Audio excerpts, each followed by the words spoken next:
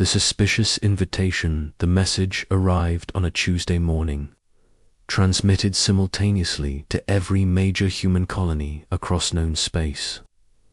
Captain Sarah Chen sat in her office at Lunar Station, reading the elegant script that had been translated from dozens of alien languages.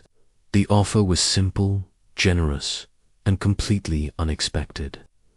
The Galactic Harmony Alliance wanted to invite humanity to join their coalition. After centuries of isolation, 3 major alien civilizations were extending their hand in friendship. The Kethmori Empire, known for their advanced military technology and reptilian appearance, had signed the proposal first. The Astral Collective, beings of pure energy who controlled vast trading networks, had added their agreement. Even the mysterious Vorthok Dominion, masters of biotechnology, had endorsed humanity's inclusion. Sarah set down the datapad and rubbed her temples. Something about this felt wrong. In her 20 years of diplomatic service, she had learned to trust her instincts. The timing was too convenient, the terms too generous, and the sudden cooperation between traditionally competing alien powers too suspicious. Dr. Marcus Webb entered her office without knocking, his face pale with concern.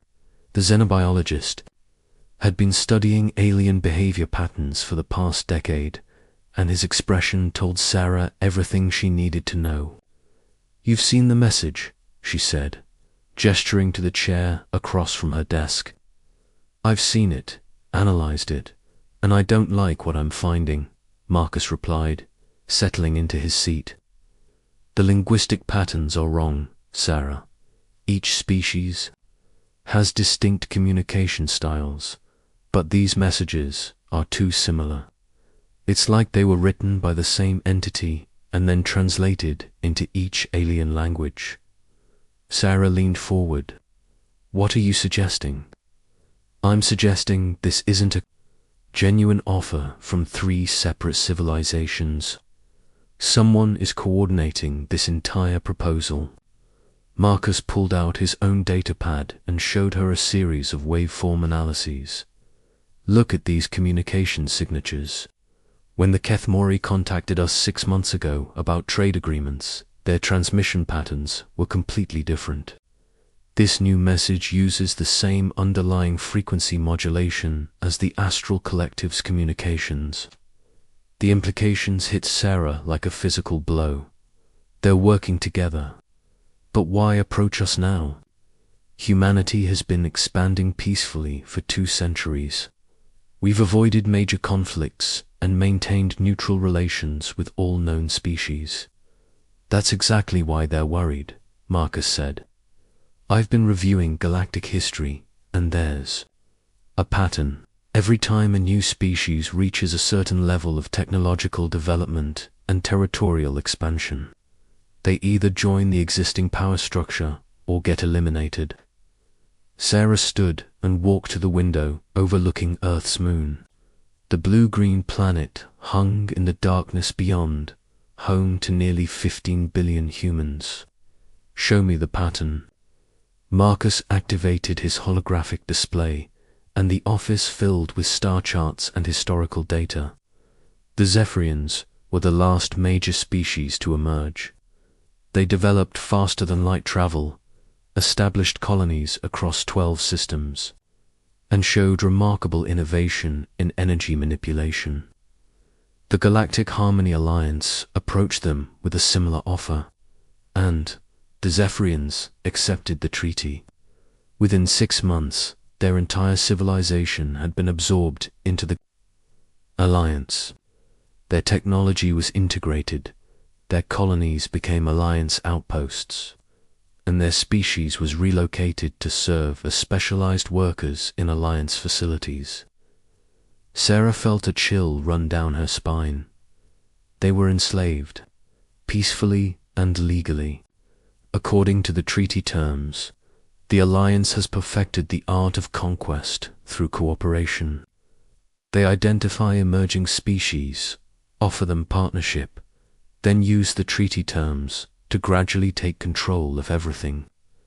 A soft chime indicated an incoming priority message. Sarah accepted the transmission, and Admiral Stone's weathered face appeared on the screen. The leader of Earth Defense Command looked tired, but his eyes held the sharp focus of a career military officer.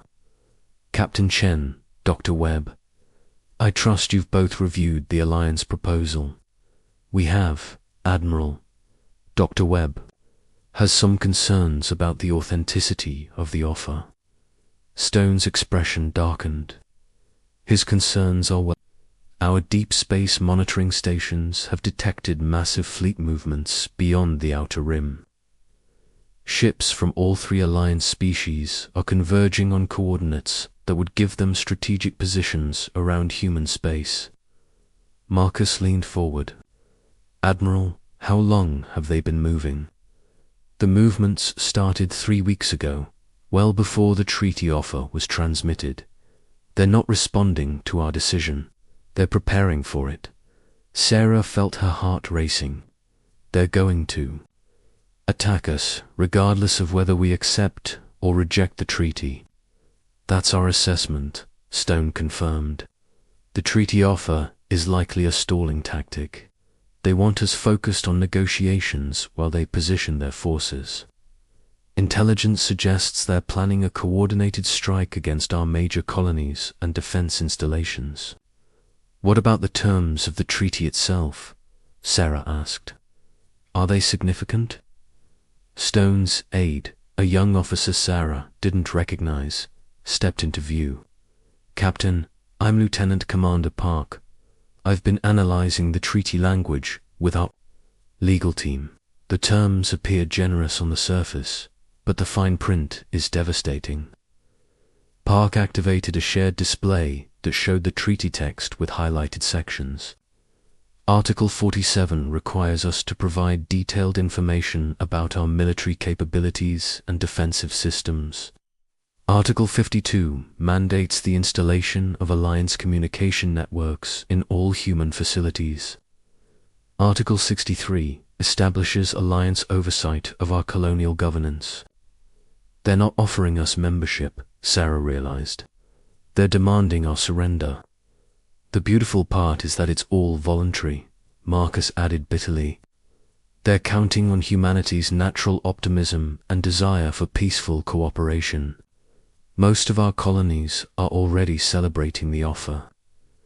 Admiral Stone's expression grew grim, which is why we need to act quickly.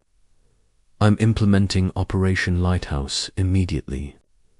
Captain Chen, I need you to continue the treaty negotiations as if nothing has changed. We need to buy time. Time for what, Admiral? Time to prepare for war.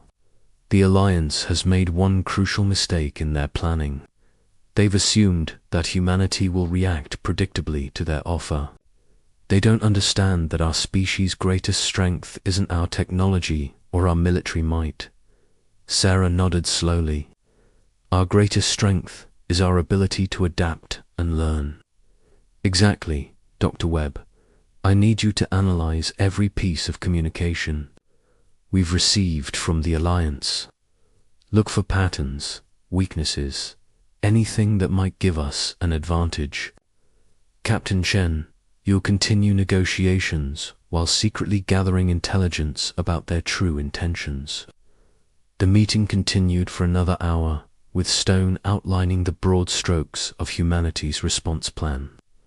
As Sarah listened, she felt a mixture of fear and pride. Fear because humanity was about to face its greatest challenge since leaving Earth. Pride because she was witnessing the same qualities that had driven humans to explore the stars and establish colonies across the galaxy. After the Admiral signed off, Sarah and Marcus sat in silence for several minutes. Finally, Marcus spoke. Sarah, there's something else. I've been researching the fate of species that refused Alliance membership, and they don't exist anymore. Every species that rejected the Alliance's offer was declared a threat to galactic stability. Their worlds were blockaded, their trade routes cut off, and their civilizations slowly strangled into extinction. Sarah absorbed this information. So we can't accept the treaty, and we can't reject it. We're trapped. Unless we find a third option, Marcus said. Human history is full of moments when our species faced impossible choices and created new solutions. The Alliance is expecting us to either submit or fight a conventional war. They're not prepared for something completely different. Over the next 4 days, Sarah maintained the facade of enthusiastic cooperation while secretly coordinating with teams across human space. Dr. Webb's behavioral analysis revealed crucial insights about Alliance psychology. Admiral Stone's military planners developed contingency strategies that would have been impossible for any other species to execute. The most important discovery came from an unexpected source. Dr. Elena Busquis, a computer systems expert on Mars, had been analyzing the Alliance's communication protocols. She discovered that their coordination networks relied on quantum entanglement links that could be disrupted by specific electromagnetic frequencies. It's like they've built their entire coordination system around a single point of failure, she reported during a secure conference call. If we can disrupt their quantum communication network at the moment they initiate their attack, their forces will be unable to coordinate effectively. Sarah felt a spark of hope. Can we generate the necessary electromagnetic pulse? That's the beautiful part, Alina replied. We don't need to generate anything. Human industrial facilities naturally produce electromagnetic interference at exactly the right frequencies. We just need to coordinate the timing across all our colonies. As the treaty signing ceremony approached, Sarah realized that humanity was about to demonstrate something the Alliance had never encountered before. Not just the ability to fight, but the ability to think differently, to find solutions that defied conventional wisdom, and to turn apparent weakness into unexpected strength. The Alliance believed they were about to spring the perfect trap. They had no idea that humanity had been preparing a surprise of its own. The next few days would determine whether humans would join the growing list of extinct species, or whether they would prove that some traps could be turned against their creators. The stage was set for a confrontation that would reshape the balance of power in the galaxy. And for the first time since receiving the treaty offer, Captain Sarah Chen was looking forward to the signing ceremony. The trap springs and humanity's response. The ceremonial hall on Harmony Station gleamed with polished metal and exotic crystals, designed to impress representatives from dozens of different species. Captain Sarah Chen stood at the central podium, the treaty documents spread before her like a death sentence disguised as a gift. Around the hall, alien dignitaries maintained their friendly facades while their hidden fleets moved into position. Throughout human space, Ambassador Zextar of the Kethmori Empire approached the podium, his reptilian features arranged in what humans had learned to recognize as a smile. The scales along his neck shimmered with ceremonial oils, and his voice carried the deep resonance of his species. Captain Chen, this marks a historic moment for both our civilizations. The Kethmori Empire is honored to welcome humanity into the Galactic Harmony Alliance. Sarah smiled back, her fingers steady as she lifted the ceremonial signing stylus. Ambassador Zextar, humanity accepts this honor with gratitude and hope for our shared future. The words felt like ash in her mouth, but she delivered them with perfect diplomatic composure. High Council Prime Velen of the Astral Collective floated nearby, her energy form pulsing with what appeared to be pleasant anticipation. Through the translation matrix, her voice carried harmonious tones. The collective has observed humanity's remarkable growth and adaptation. Your species will bring valuable perspectives to our alliance. Dr. Marcus Webb stood among the human delegation, his enhanced hearing device picking up subvocal communications between the alien representatives.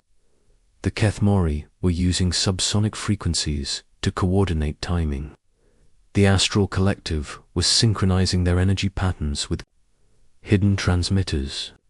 Even the normally silent Vorthok Dominion representatives were exchanging chemical signals that their biosensors were detecting and analyzing. Sarah signed the first page of the treaty with deliberate ceremony, taking time to read each clause aloud for the assembled media.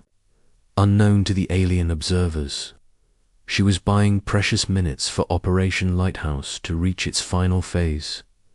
Across human space, the trap was beginning to spring. Admiral Stone monitored the situation from the command center deep beneath. Lunar Station.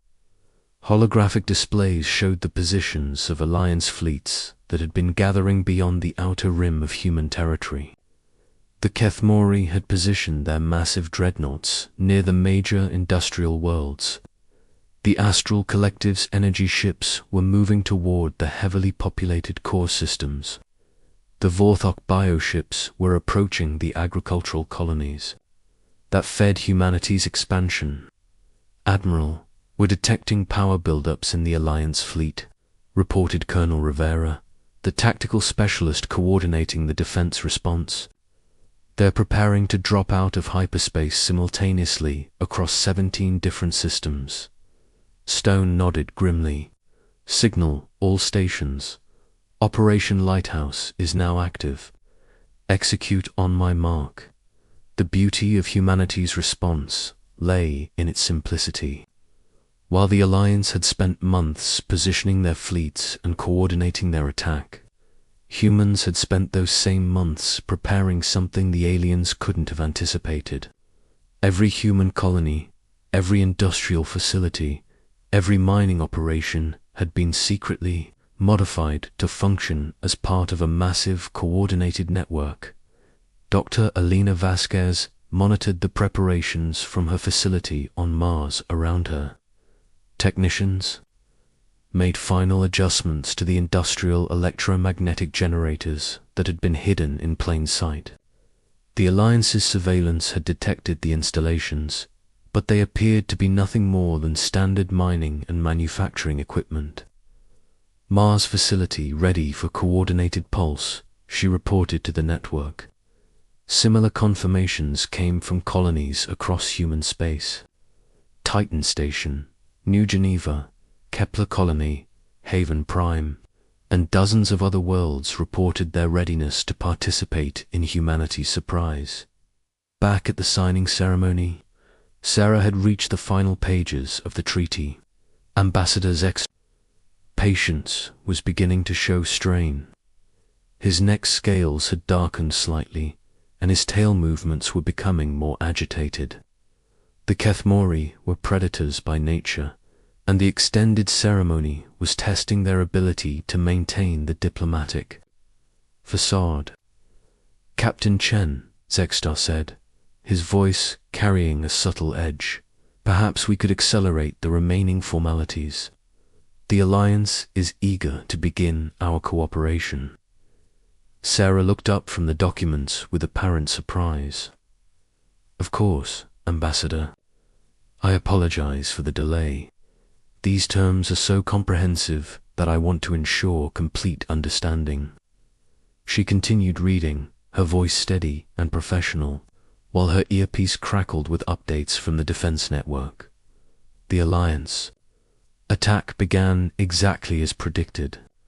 Kethmori dreadnoughts dropped out of hyperspace near New Geneva, their massive hulls bristling with weapons designed to overwhelm planetary defenses. Astral Collective energy ships materialized in the space around Earth's moon, their forms pulsing with destructive potential.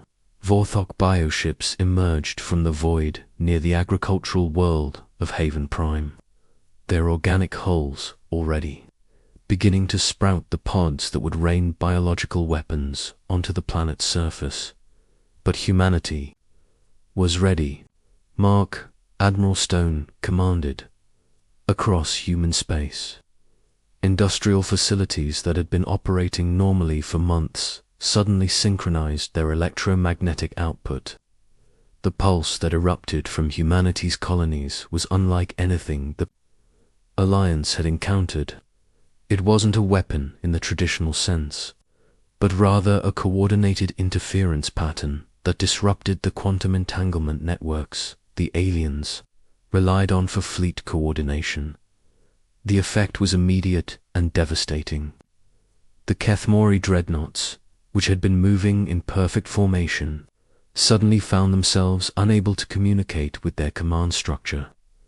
The Astral Collective's energy ships, dependent on quantum resonance for their coordination, began to drift apart as their network links failed. The Vorthok bioships, which functioned as a collective organism, found their coordination systems scrambled and their attack patterns disrupted. Captain James Thor commanded the human defense fleet from his position aboard the battleship Determination. Unlike the Alliance forces, human ships had been designed to function independently when necessary. When the electromagnetic pulse disrupted enemy communications, Thor's fleet maintained perfect coordination through backup systems the aliens hadn't anticipated. All ships, this is Thor. Execute attack pattern Omega. Target the lead vessels and disrupt their formation. Show them what human adaptability looks like. The human fleet moved with precision that surprised even their enemies.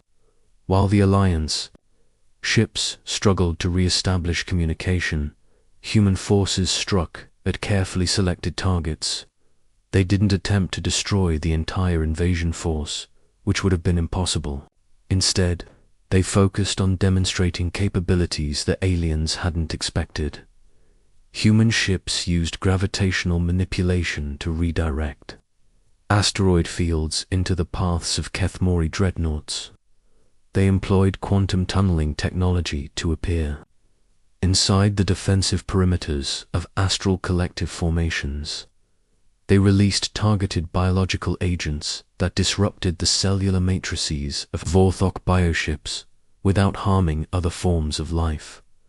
But the most shocking display came from the colonies themselves. When Alliance forces attempted to attack planetary installations, they discovered that human settlements had been designed with adaptive defense systems. Buildings that appeared to be simple residential structures converted into weapon emplacements. Mining facilities revealed themselves as disguised military installations. Even agricultural domes demonstrated the ability to generate defensive barriers and coordinate counter-dash attacks. At the signing ceremony, the change in atmosphere was palpable. Ambassador Zegstar's diplomatic composure cracked as reports reached him through emergency channels. The carefully coordinated invasion was falling apart, and the primitive human species was demonstrating capabilities that defied Alliance intelligence assessments. "What is the meaning of this?" Zegstar demanded, his voice carrying the growl of an angry predator. "Our sensors detected no significant military preparations. Your species was assessed as peaceful and cooperative." Sarah set down the signing stylus and smiled. "Ambassador, humanity is peaceful and cooperative. We prefer diplomacy to warfare and cooperation to conflict. But we're not naive, and we're not defenseless." The final blow came when Dr. Vasquez's team activated the second phase of Operation Lighthouse. The electromagnetic pulse that had disrupted Alliance communications was reversed, creating a powerful beacon that attracted the attention of every independent species in the galaxy. Within hours, ships from dozens of civilizations that had been quietly watching the situation began arriving at the edges of human space. "You see," Sarah continued, "the Alliance's greatest weakness isn't your technology or your military strength. It's your assumption that every species will react predictably to your standard approach. You've been so successful with your treaty trap that you never developed alternatives for dealing with species that refuse to play by your rules. The ceremony ended not with the signing of humanity's surrender, but with the negotiation of the Alliance's withdrawal. The attacking fleets limped away from human space, their coordination systems still struggling to recover from the electromagnetic assault. The independent species that had arrived as observers remained to discuss potential cooperation with humanity on more equal terms. In the weeks that followed, the balance of power in the galaxy shifted dramatically. The Alliance's reputation for invincibility was shattered, and their method of peaceful conquest through treaty manipulation was exposed to the entire galactic community. Several species that had been absorbed into the Alliance began asserting their independence, inspired by humanity's example. But perhaps the most significant change was in how the galaxy viewed humanity itself. No longer seen as a primitive species ripe for conquest, humans were now recognized as a force, capable of innovative thinking and adaptive responses that could challenge even the most established powers. Sarah stood in her office on Lunar Station, looking out at the stars that no longer seemed quite so threatening. The treaty documents that had nearly enslaved humanity were now displayed in the Earth Defense Command Museum as a reminder of the dangers of trusting apparent generosity from unknown sources. Dr. Webb entered without knocking, a habit he had developed since the crisis began. The final analysis is complete, Sarah. The Alliance's coordination network won't fully recover for months. Their ability to coordinate large-scale operations has been permanently compromised. Good, Sarah replied. Maybe now they'll be more interested in genuine cooperation instead of conquest through deception. There's something else, Webb continued. We've been contacted by 17 different species that want to establish independent diplomatic relations with humanity. They're calling us the species that taught the galaxy to think differently. Sarah smiled. I suppose that's better than being known as the species that almost fell for the oldest trick in the galactic book, the peace treaty that was supposed to trap humanity had instead freed the galaxy from a system of exploitation that had lasted for millennia. And in doing so, humanity had proven that sometimes the greatest strength lies not in superior technology or military might, but in the ability to see problems from a completely different perspective and find solutions that others never imagined possible. Asterisk.